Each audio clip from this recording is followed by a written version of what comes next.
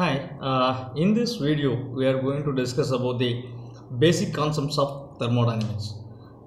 In the subject elements of mechanical engineering, the first module we are seeing about the sources of energy and the thermodynamics. Next we will see about the steam. So now thermodynamics is a study which helps for the understanding the heat and energy concepts. So there are laws of thermodynamics which states some important points about this logics, the principles, what it is. Let me see the laws of thermodynamics. It's a fundamental physical quantities like energy, temperature and entropy that characterize the thermodynamic system and at thermal equilibrium. Okay, so here the four laws are there: zeroth law, first law, second law and third law of thermodynamics. So let me see one by one. What is the zeroth law states?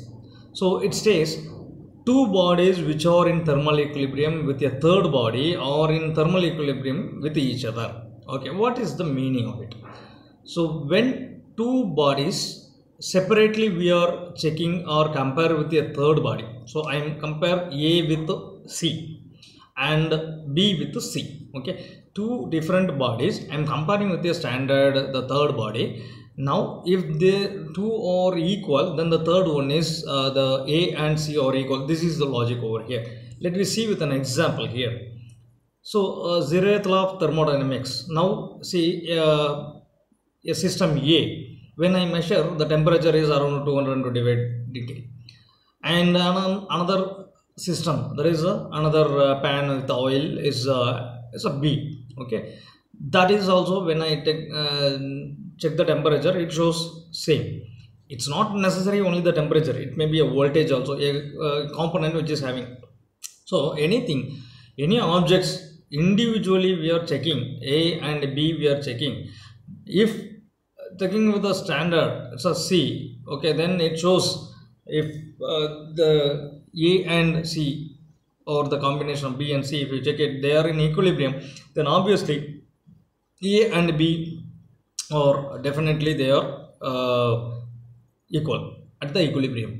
This is the zeroth law. First law says it's a conservation of energy principle. We will say normally energy can be created, can neither be created nor be destroyed. It can be changed from one form to another form. This is from the school days we are studying that concept of energy conservation, conservation of this. So here what will happen is we are unable to produce a new form of energy, anything. Only we can do is we can convert one form of energy to another one. Just like whatever we are doing, fan, how it is the fan is rotating with the help of some electrical energy. We are putting electrical switch, electrical energy converted to the mechanical movement, so that we will get the cold air. And if you want to get heating up anything, so we need heat energy. Then this whatever it is, mechanical energy is converted into light energy, or light energy is converted into mechanical energy. It's a principle of pump and generators. Okay, you can, if you supply electricity, it can rotate, or if you rotate, it can produce electricity. These are all the things the electric generator and the pumps is basically working. So one form of energy can be created, cannot be created, but it can be converted into another form. Okay, so here just we can see in this chemical energy to kinetic energy and light energy to that is chemical energy, where photosynthesis process takes place for the food. Okay, like this one more concept we can say is the energy. We can, in this diagram you can see internal energy created. The internal energy, any thermodynamic system in equilibrium state possesses a state that the internal energy. So between any two equilibrium states, the change in the internal energy is equal to the difference of the heat transfer into the system and the work done by the system. So imagine that a water bowl, let it be this example, a pan, okay, a cylinder with water is there, and we are keeping a float, we are keeping a wood over the water. Okay, just it is floating on the water, let it be imagined. So when we are burning the water, Okay, what will happen if you are giving added supply the water, heating, so the water gets boiled, then it pushes upward, the piston is getting pushed upward because the molecules inside it is getting heated up and moves from down to up. So the heat what you are given is converted in that the work done. Okay, so that the difference between the heat given and the work done is called the internal energy by the system. So the work done by the system, that is it is how much it is getting pushed, it is work done, it happens.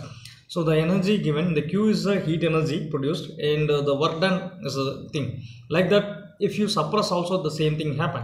So the internal energy, change in the internal energy of the system is equal to the work done and the difference between the heat supplied and the work done. This is what the first law of thermodynamics. Second law is energy from the form of heat only flows from a region higher temperature to lower temperature. Normally, anywhere if you see temperature from higher to lower, automatically it will move. But if you try to move from lower to higher, we need a mechanism. Okay, just like water from the tank. Okay, your underground tank to the overhead tank, if you want to push the water, you need a pump to supply the water from the surge tank to overhead tank. But in the case, if you already water is in the top level, if you open that, automatically due to gravity it will come down. So there is no need of supply. So higher level to lower level transfer of heat, whatever the material or heat, it is easy, there is no need of any external resources. But from lower level to higher level, if you do want, then it is needed, a power is needed. So that's what energy in the form of heat only flows from the region higher temperature to the lower temperature, as well as other also it will be equal. I said just for an example of that flow of water, but normally temperature is getting released from the body, is like that. Whatever, if you want to liberate your heat, sweating is coming out. Okay, so that is one kind of law of thermodynamics. Higher energy to lower temperature, automatically the heat will flow. The third law says one important thing is the entropy of the perfect crystal is zero when the temperature of the crystal is absolute zero. So see, sometimes we can say, some example is there is no heat energy. Entropy is sometimes called as waste energy. That is, entropy is called as imagine as it's a waste of waste energy, that is unable to do work. And since there is no heat energy, whatever absolute zero, there is no waste energy. If normally, so see some example, I'll say some with example. Let us consider steam. Okay, to illustrate this, we know a steam of a gaseous states of water at high temperature. Okay, normally if the water boils, okay, what will happen? The components inside it, molecules move inside here and there. Okay, if water is there and it boils, suppose if the boil is getting cooled, okay, what will happen? The hot water is getting cooled down, and when it reaches 0 degree, it slightly it's converted into solid, right? So that time the movement of the water particles already restricted. When it is hot condition, the movements will be more, and when it is 0 degree, the movement of these water particles is getting restricted. And further, if you make it restricted, what will happen? That is, still more the movement is getting restricted. That is called the entropy of the system is reducing. So when there is more heated up, there is a entropy, high entropy movement. When the molecules are moving faster, there is high entropy.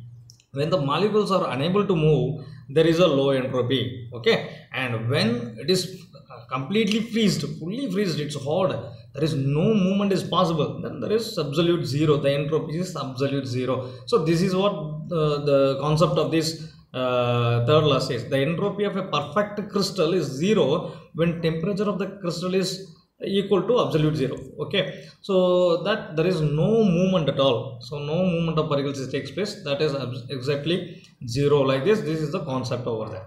Okay, so we have seen the basics thermodynamics laws: zeroth law, first law, second law, and third law. Okay, so keep it this in my mind. This thermodynamics laws will help us for future, for understanding more heat and energy concepts. Okay, now in the next slide what we are going to see is the internal energy, enthalpy and some problems over here. Okay,